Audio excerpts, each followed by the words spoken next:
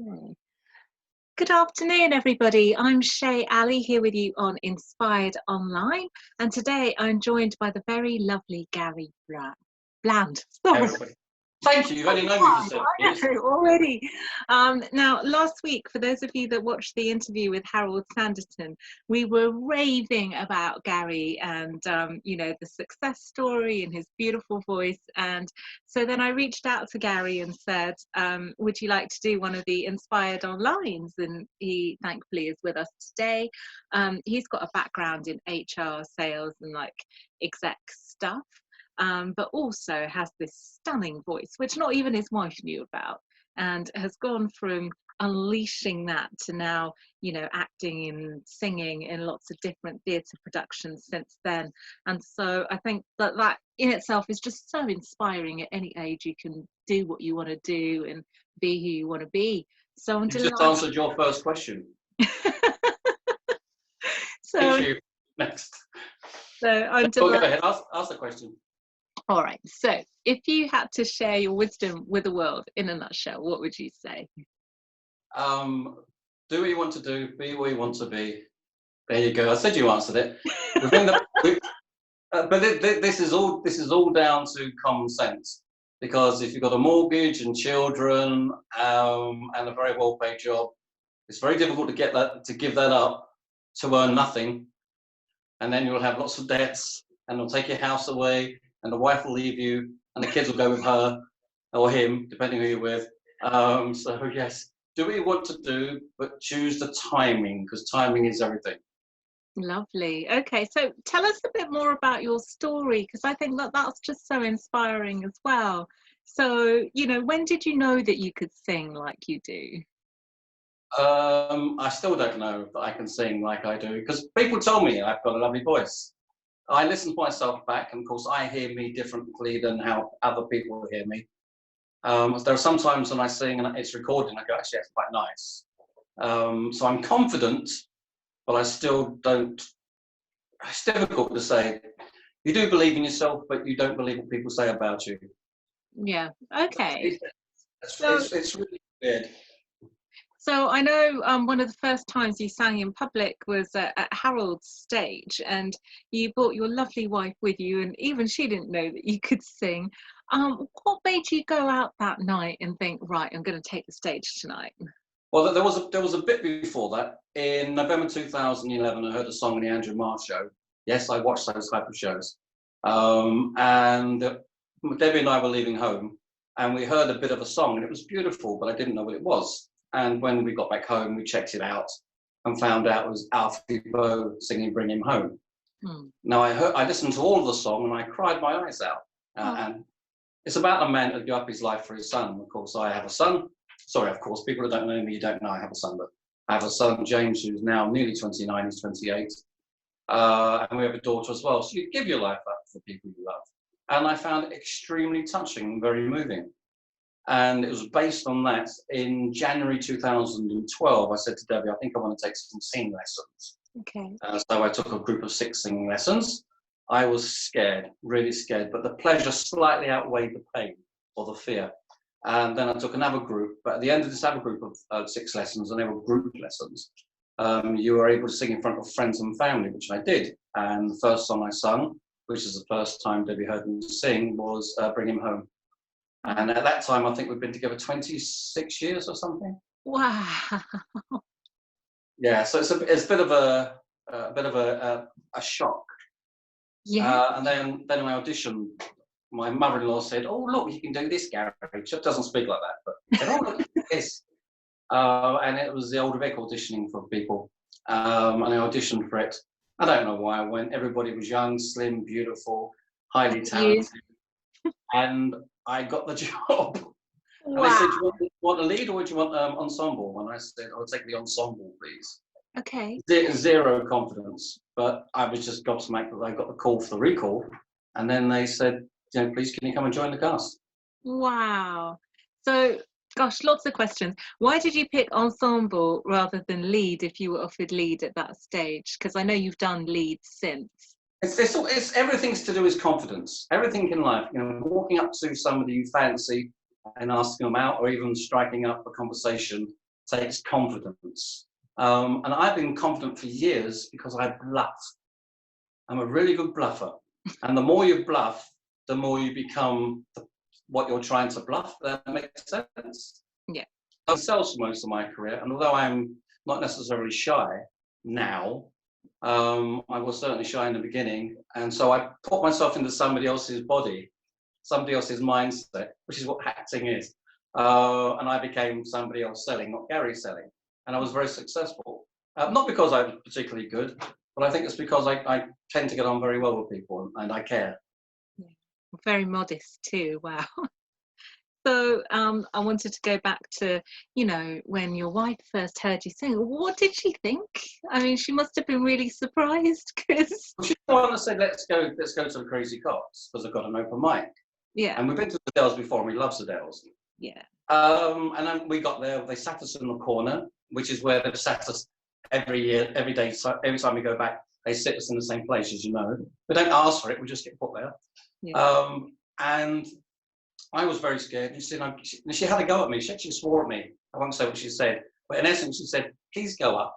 You've come here," or words to that effect. And I did. My biggest fear was not remembering the words, the lyrics. Yeah. And I think that's any singer or actor, regardless of how good, how long they've been going for, is one of their biggest fears. Am I going to remember the words tonight? Mm.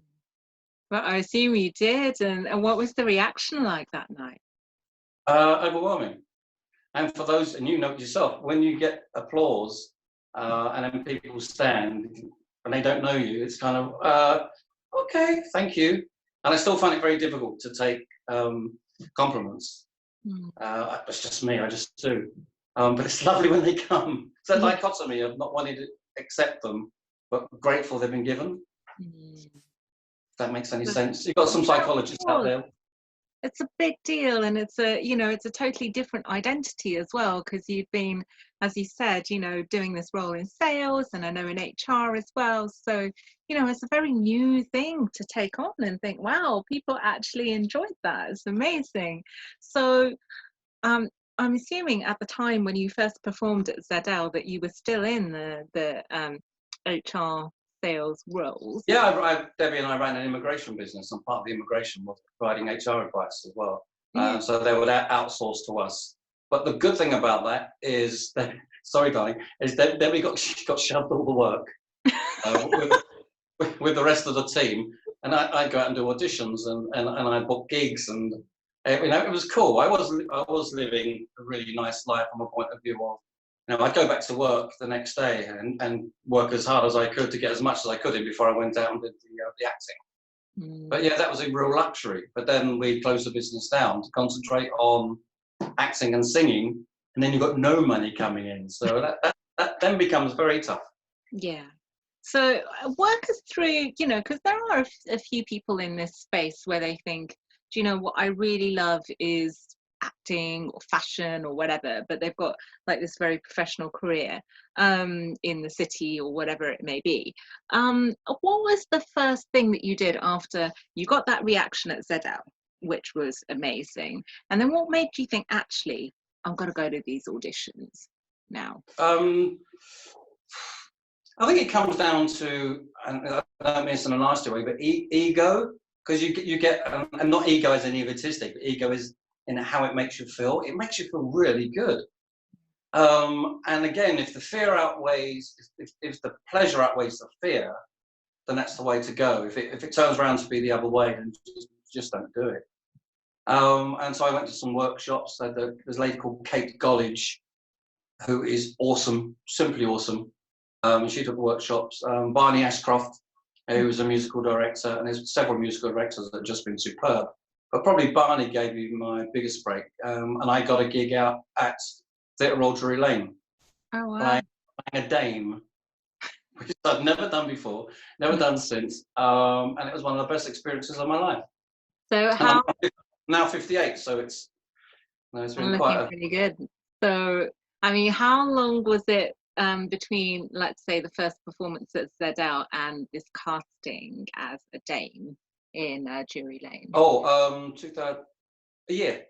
A year. Okay, so Yeah. you were working it with like the courses and stuff like that. Well, I've done courses. Ruth Leon, as you know, and Harold mentioned Ruth because she ran the Crazy Cox Mm. and brought Harold in. Yeah. Ruth said to me, actually, she had a go at me. My background is I was born in Stepney, and I often say Ruth instead of Ruth.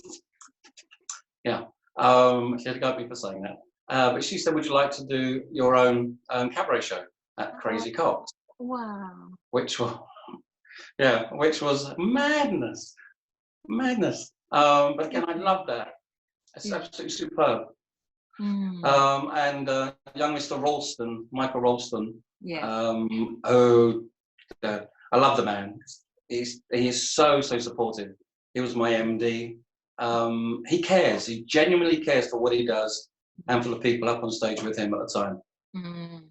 He's very talented too. Yeah, and he was there for my show. It was a show about Johnny Mathis. Ah. And I took that up to Edinburgh and had a lot of success with that. So, So yeah. yeah, thank you, Um, Michael. Thank you, Michael. Indeed. Um, so I mean, did you envisage that you wanted to do an Edinburgh show or show at Crazy Cox, or was there any psychology behind what you did?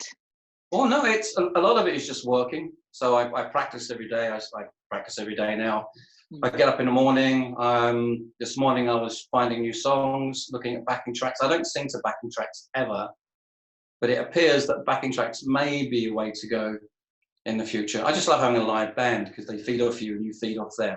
Yes, so nice. Um, but so this morning I'm looking at new types of songs, new arrangements, perhaps doing a soul gig. I sang a soul disco song not too long ago, and people loved it. And they said it suited my voice. Which one? "You'll Never Find" by Lou Oh, Rawls, I love that. which is in fact I auditioned for something about was it last week, a week before, with that song. They wanted an upbeat song, just one song, and so I sang that. Good, great fun. Yeah, that's a beautiful song. So how did you build up? So you were offered this show at Crazy Cox, and then you did the ensemble part at in Theatre Royal Drury Lane. What Yeah. were the next steps then? Where did you go from there? Well, I got an agent. My agent is called F&I Associates. They're absolutely brilliant. And again, they're people that care. You're not just a number, and that's amazingly important. And they put you out, and then once you get out there, and they only put you where they know you'll be good or you can do a good job, I should say. Mm-hmm. And you'll either get it or you don't get it. It doesn't mean you're not good. Yeah. It might mean you're not good, but everybody has an off day. But you just have to be the right person at the right time with the right cast around you. Mm. That's what I do. My first lead role was in The Baker's Wife. I played Okay. a marbler, which I again loved. Yeah. But I didn't go up for that role. I went for the role of the priest. Okay. And again, So you're fabulous. Have the lead. yeah, so when the agent says they want you to go back and reach for the lead, it's kind of a squeaky bum time again. Yeah. But So, you just got to do it. yeah. Doesn't matter how frightened you are, what you're afraid of, you got to do it. And what happens is you work really hard to get it done properly. Yeah. So when you for your first role, you said you were offered the lead, but then you took the ensemble role because you didn't have the confidence. So how did you build that confidence in yourself to then? Well, there wasn't one lead. There was 3 leads in that. So okay. But confidence is just going out and open mics are brilliant. Open mics are brilliant for getting confidence. Most of the time you're singing in front of people who haven't got a clue who you are, which is quite good. But it's also good to have people who do know you, so at least they're going to clap. Yeah. And if somebody claps, normally more than one person claps, so that's quite good as well. Yeah. And it is confidence, and then going to auditions and choosing the right song, and then performing on the day.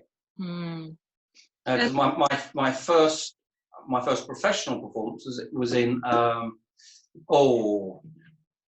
forget the name of it now. Something to do with Yankees. Okay. Damn Yankees. Okay. And that was great. Yeah. That was absolutely wonderful. And there are amazing actors in it. Seriously amazing actors. Very, very experienced. I learned a lot particularly from Tony Stansfield, who kept saying, "Get out my line." So, but he was wonderful. He was very supportive, and that's again about stagecraft. Nice. It's okay knowing how to sing. It's okay if you know how to act, but do you know what the rules are on the stage when you're on the stage? Yeah. So it's just all learning. And when I did the Old Vic job, I then was very fortunate. Got into Les Mis the movie, which was pretty good. Amazing. And based on those two things, I decided to go to Rose Bruford to do a year's course in theatre acting. Nice. So yes, So I'm going to ask. it's all learning. It's all learning. Did you have any experience in acting before you went to your first audition, or not? None at all. Wow. But I knew it. I come from a very poor family. In terms of finances, we didn't have any money, and so I was the oldest of 3 children, and I wasn't allowed to do anything apart from work. So I was told to leave home. To leave at school at 16. I didn't take any exams. I had to go and work, and I was kind of working from really 15 when I shouldn't be, full time. Yeah. Wow. And still haven't stopped. Yeah. But I knew when I was 11 absolutely that I had to be an actor. But when I wanted to go to Anna Scher Theatre, which my sisters were allowed to go to, I wasn't. Then I knew at that point that I really wanted to be an actor. But it didn't. It took 40 odd years. It did take 40 years, 41 years until that came to fruition. Yeah. You talked at the beginning about timing, and if you want to do this, you must get your timing right. What advice would you give to someone about that? What pieces must you have in place before you go for it? Well, it depends what job you're doing and what your income is. Mm-hmm. Like I was on good money, Yeah. so that afforded me some time to do things. But I had a mortgage, so if I was living with mum and dad at the time, I wouldn't need so much money. So it's a combination of things. Yeah. But basically, do it. Whatever it is, do it. Give it a go. And if you end up being very good at it, or you love it so much that you can afford to try to do it full time, because remember, most actors have another job. There are very few actors that act full time. Yeah, that's true. Unless you're in the movies at Hollywood. I work in a convent. That's my day job. That's my survival job. I work with nuns. I'm trying to teach them to sing all day, but they don't do it. Great to do a sister act in the convent. Why not? That sounds awesome. We talked about also picking the right song. So for any of the singers watching, or those that would like to sing, have you got any tips on what goes into selecting the right song? What would be the right song? Take singing lessons, get a good singing teacher, and a singing teacher should tell you what type of songs suit your voice. That's very, very important. So I like poppy soul songs at times, although I don't audition with them normally. But I'm not sure I'm a poppy soul person in terms of voice. So you need to understand what your voice type is. And you may be able to sing tons and tons of different styles. If you can, brilliantly. But get a singing coach, learn what you can do. And the great thing is, if you go to very good ones, who are expensive, but they are very good for a reason, you can then take a few lessons, go away and just practice and practice and practice, and go back again to the same person, and then come back with some new ideas and practice and practice. They don't expect you to go to them every week. No. They just want to see you improve and listen to what they're saying. Yeah, absolutely. And if there's a few different styles that you like, that you think, yeah, maybe I could give this a go, what advice would you give in terms of the actual song? So, for example, last week you picked Lou Rawls as your audition piece. So how would you go into selecting what you think would be the right piece? Well, the thing is, I knew that song from when I was younger. And I always sang, but never sang in front of anybody. So I'd sing in the car. If somebody was with me, I wouldn't sing. If I was singing in the car and somebody came next to me, in another car, I'll stop singing. I was that shy when it came to opening my gob and singing, as opposed to opening my gob and talking, which I'm not shy at all. So if there's songs that you really like, that you feel when you sing them, then that might be the song that you go with. Okay. But if you're auditioning for a part, then you really got to sing a song that relates to the style of the composer or the show, which helps. And therefore, you need to do a lot of research. Mm. So all of this is about research and practice and research and practice, and it doesn't stop. Yeah. But you've got to see the best people you can possibly afford to help you. Yeah, absolutely. What about in terms of the auditions? How do you get the auditions? I suppose now you use your agent, but you know, if someone's starting out, where would they go to do that? Well, it's not always the agent as well. It's people you know. Mm. But also people have things like Star Now, which you can go on to, which I think is free. Something called Mandy, which you have to pay for, which is quite expensive. There's a few of these sites you can sign up to if you want to do acting, actually, or even singing. But it gets very expensive if you want to sign up for acting and singing. Right. Okay. So choose what you want to do very carefully. Yeah. You really need to be on Spotlight. But in order to get on Spotlight, you have to have done some professional work, and therefore having an agent is very important. So it isn't easy, even though equity isn't a closed shop like it used to be, or like American equity is a closed shop still. It's still tough. Okay. But you've got to get out there, and workshops is where you'll get noted by some good people. Wonderful. Okay. And what's next for you, Gary? What are you doing during lockdown, and where do you see the future? Well, I'm still doing my survival job. It's only part-time, so it suits me, which is really great. And if I had a role in wherever that role may be, unless I was touring, of course, it's slightly different, then I can still do this job if I need to. It's practicing. I don't learn monologues. I've never been asked to do a monologue. Never. I may do one day, but I've never been asked. I do have a couple, but they're just if I need them, I know them. I think a lot of it is about cold reading as well. Okay. Because if you're doing whether you're doing stage or whether you're doing film or TV, you get asked, you get given a script. Sometimes you get given the script on the day. Yeah. And there's no time to practice at all. So just getting it and understanding what you're going to deliver. And there's a word, be brave. I still don't understand what be brave is. You'll hear people saying, oh, be brave. And you say, okay, what does that mean? Well, what does it mean to you, Gary?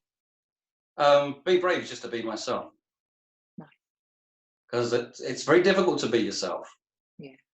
People think it's easy, but because you are yourself. But often we put on something when we meet other people. We act differently to other people than we do to ourselves or to people around us that we know, like family. I might shout at my wife one day if I get upset. I won't shout at anybody else in the streets or anybody at work. Yeah. Know yourself, probably that way. Okay. And do you have any final thoughts that you'd like to share with us today? Yes, I'd like to have another 30 minutes of your time. Well, you may have it. Final thoughts. If you have a desire to do something, regardless of what it is, by the way, not murder, okay? No, or pillaging or thieving, none of that stuff. Yeah, I don't want to represent people in that way. No. If you have any type of art form, or your children or friends or family have art form, encourage it completely and utterly. Never poo-poo it. Never belittle anybody for wanting to do anything. Encourage it. Yeah. Had I wished I'd done this earlier? No, because I've had a hard working life, but I've had a lovely life. Yeah. And I can't go back and wish for anything else because it's been very, very good. Yeah. I love what you said about encouraging your children to do it as well, because you know, my mum when she was young had a really great voice, and you know, was told that it wasn't the done thing to like go out and sing and stuff, so she never actually went and did it, even though she was given those opportunities. So I think now, you know, where we in a society, I hope that we value creativity and we can do that, and if we don't have that within ourselves, maybe just to encourage our children or encourage those around us that do. I think that's beautiful. Well, I think society values it, but I don't think government values it. Yeah, well, I was a school governor once, and to me, certainly at the infant stage, or 1 to 6, whatever it is these days, I know they've changed the terms. Art should be taught. All types of art should be taught because it's communication, and it's beautiful, and it informs your life moving on. But they tend not to do it. Also, lots of schools try and take away PE. Yeah. Why would you do that? Keep kids fit, keep their mind and body active in a positive way. I agree. And I'm not going to get involved in politics, so I've stepped away from that. What's keeping me sane at the moment? All those PE lessons. Anyway, so where can we come and see you? I know right now probably isn't possible unless you're doing any online events, but have you got anything in the pipeline, or is that difficult to say right now? No, I've got 2 gigs, but this is for next year. Oh, good. Okay. One in April, one in September. Nice. And they're both at the Shanklin Theatre on the Isle of Wight. Oh, nice. And, I do a show about Matt Monro. Oh. This is about Matt Monro, and so the demographics. My demographics of the shows I do typically come age 40 and above. Anybody can come, regardless of any age. But typically people that remember Matt Monro or Anthony Newley, because Anthony Newley is one of my faves. I love it. I love Anthony. Yeah. And the songs he wrote. And well, anyway, I could talk all night about Anthony Newley. But I'm doing a show about Matt Monro, who, funny enough, went to my school. Wow. My junior school. He went to many schools, but he went to my junior school. And there's many coincidences about Matt Monro and myself that are in my show. Oh, beautiful. And they're quite, when I did my research for them about the show, about him, his daughter, Michelle Monro, wrote a book which is about 1,000 pages long. And there's a great deal in there that I didn't know, which means that Matt and I have something in common. So that's added to the show. Oh, that's beautiful. He had a beautiful voice too. So if you find yourself on the Isle of Wight, go check that out. And how can our lovely audience get in touch with you if they wish to? Oh, Gary Bland. So gary.bland@garybland.co.uk. Lovely. Okay. So gary.bland@garybland.co.uk. Okay. Or on Facebook. Or do you have a website where they can check out your gigs and stuff?